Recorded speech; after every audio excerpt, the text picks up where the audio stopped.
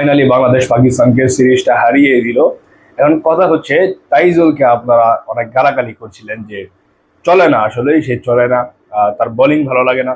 আচ্ছা, এই ছেলেটার একটাই সমস্যা, সে তামিম ইকবালের ভক্ত, তামিম ইকবালের ফ্যান, তামিমের কথা মানে। এই কারণে তাইজুলকে বাংলাদেশের মানুষ পছন্দ করে না, একমাত্র তামিমের প্রতি তার ভালোবাসা দেখে তাকে মানুষ পছন্দ করে না। এই তাইজুলকে না পছন্দ করার কোনো কারণ নাই।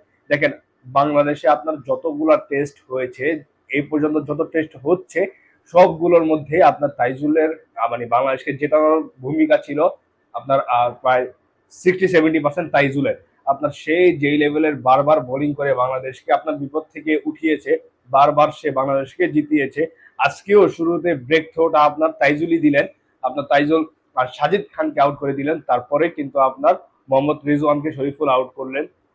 তো এইভাবে কিন্তু আমরা ম্যাচটা জিতে যাই, লাস্ট উইকেটটাও সেই নেয়। টোটাল 6 উইকেট নেয় সে লাস্ট ইনিংসে। তো এই তাইজুলকে আপনি কিভাবে খারাপ বলবেন, আপনি আমাকে সেটা বলেন। আপনি যদি মিরাজের পর যদি one of the best spinner খুঁজেন, তাহলে সেটা আপনার বাংলাদেশের তাইজুলের পর আমার মনে হয় না ওই লেভেলের টেস্টে, আর কি আমি টেস্টের কথা বলছি, ভালো কোনো স্পিনার আছে। বাংলাদেশ যে এত তাড়াতাড়ি ম্যাচটা জিতে যাবে সেটা এক্সপেক্ট করিনি। মোহাম্মদ রিজওয়ান যেভাবে খেলছিল, মনে হচ্ছিল তারা যে কোনো সময় ম্যাচটা একদম বের করে নেবে, কিন্তু তারা ম্যাচটা জিততে পারেনি, তাদের জন্য স্যাড। আপনার আজকে উইকেটটা ভালো ছিল কিন্তু তারা খেলতে পারেনি।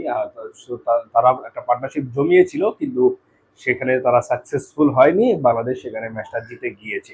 তো আপনারা কি মনে করছেন বাংলাদেশ টিম কেমন পারফর্ম করলো দুই সিরিজ মিলিয়ে? আপনারা আপনাদের মন্তব্য মতামত কমেন্ট বক্সে জানিয়ে দিতে পারেন। ভালো থাকবেন, সুস্থ থাকবেন, ধন্যবাদ সবাইকে।